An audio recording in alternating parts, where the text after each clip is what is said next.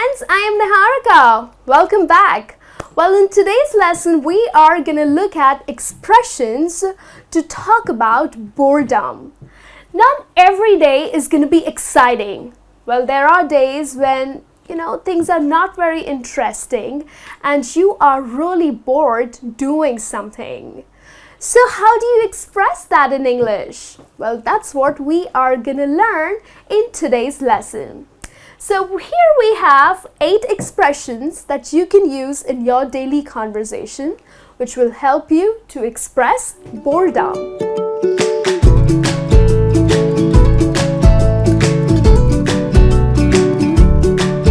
So what exactly is boredom? Well, when things are uninteresting, not very exciting, a little dull, it means that you are bored. Okay, so let's have a look at the very first phrase that we have. How dull or how boring. Now, these two words are not very strong words in English. So even if you use it in front of people, people would not really get offended.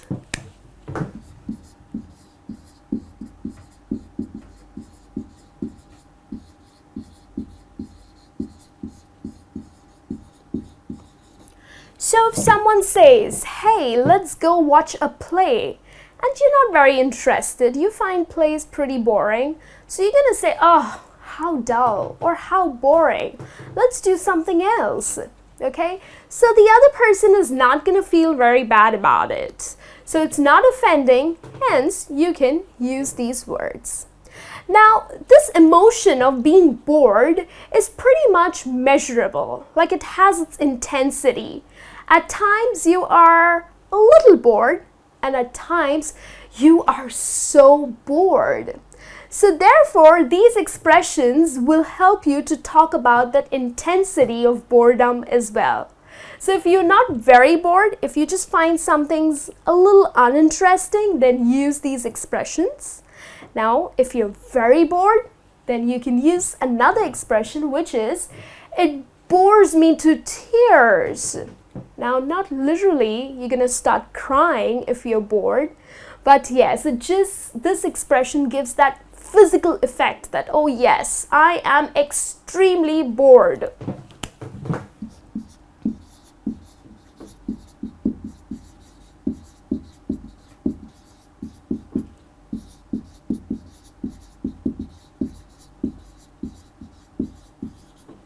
Okay, probably you are attending a lecture in your college and you find this professor very boring. Okay, you can't really stand him. So you're gonna say, oh my god, his lecture bores me to tears. So it means that you cannot handle his lecture. It just bores you so much. Therefore, rather than just saying that his lecture is so boring, you can use this phrase by saying that it bores me to tears. It means you're extremely bored. Okay? Let's have a look at another one, which is, it leaves me cold. Now, it leaves me cold, it means that you have no emotion, no feeling, hence you are bored.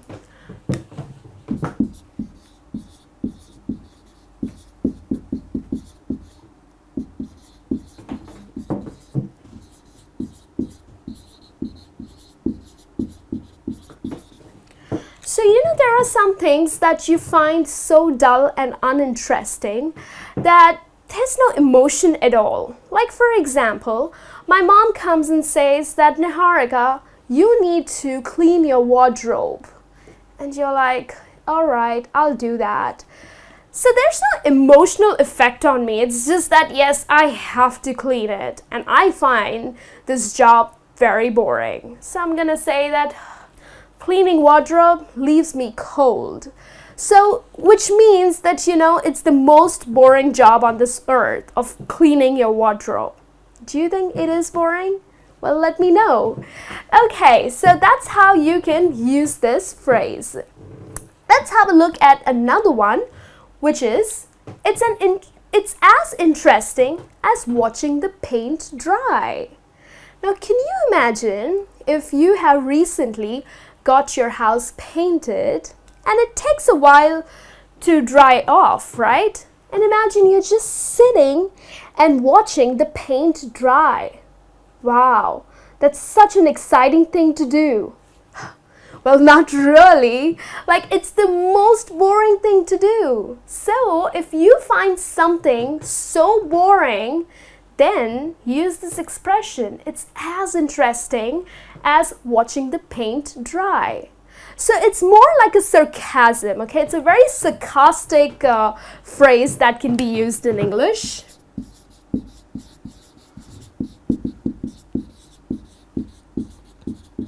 Like someone has taken you out for a movie and the movie is so boring, okay?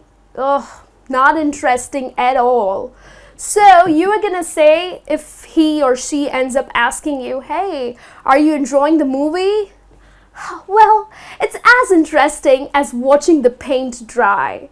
So here, when I say this, it means that I'm adding the little sarcasm and I'm saying, the movie is absolutely horrible. It is so boring. Okay? So that's how you will use this phrase. Let's have a look at another one, which is bored out of one's skull. Now, here you are so bored that it's just turning you absolutely mad. Okay, you just want to oh, this is so boring, you know? You get that feeling at times when some things are so boring. Like for example, there's a friend of mine, well, I'm not gonna name her, but trust me, everything that she says is so boring and uninteresting. So spending time with her, I get bored out of my skull. So it's just that I can't tolerate her. Oh, that's mean, but yes, she is boring. So that's why I am using this phrase.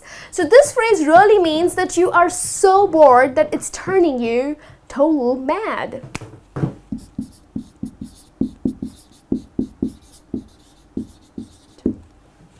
Okay? Next one, bored stiff. Now, bored stiff is a term that can be used for things which are losing its charm or are being very repetitious. Like there's a comedy show that I watch, and at the beginning, like in their initial days, they were absolutely great. I mean, very hilarious, and I used to enjoy watching that show. But lately, I just feel that, it's kind of getting monotonous, very repetitious, and it's losing its charm. So I'm gonna say, well, watching this show makes me bored stiff. So it means that this show is very repetitious and is very dull.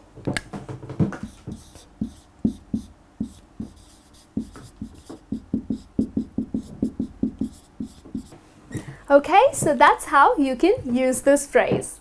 Let's get to the another one here on the board, which is dull as ditchwater or dull as dishwater. Now, why two different words? Well, because dull as ditchwater is a very old English phrase, but now in modern English, it is used as dull as dishwater. Well, probably because the ditch is mispronounced as dish. But yes, as I said, that especially in America, like Americans use the phrase dull as dishwater and not ditchwater. Now, why do we use this phrase? Well, because you find something very uninteresting and very boring. Like watching golf match on the TV is dull as ditchwater. So, golf, well, I'm a girl and I don't really like watching golf. Well, football, yes, it's like my favorite sport, but golf is really boring. So, if I find something boring, I'm gonna say, well, watching golf is dull as ditchwater, or I can also use the term, it's dull as dishwater. Okay? So, something which is very boring. Alright, and now let's have a look at the last phrase that we have, which is, I'm afraid I don't share your enthusiasm. Now, someone invites you or someone asks you to do something.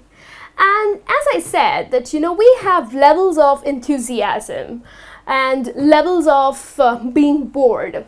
So, there are things that the other person might find it very exciting, but you don't share that enthusiasm. So, you have to be really polite. Now, either you can say, oh, how boring or how dull, but a better way, and probably, you are saying that it's boring, but in a very subtle and polite way. So if someone says, hey, let's go dancing. So probably this friend of mine loves dancing, but I don't really enjoy dancing. So I don't want to offend him, and I want to be nice and polite because he is my friend. So I'm going to say, I'm afraid I don't share your enthusiasm. So actually, I am saying no, and I'm kind of giving an idea that dancing is not me. Like, I don't like dancing, and it's a little boring for me. So use this.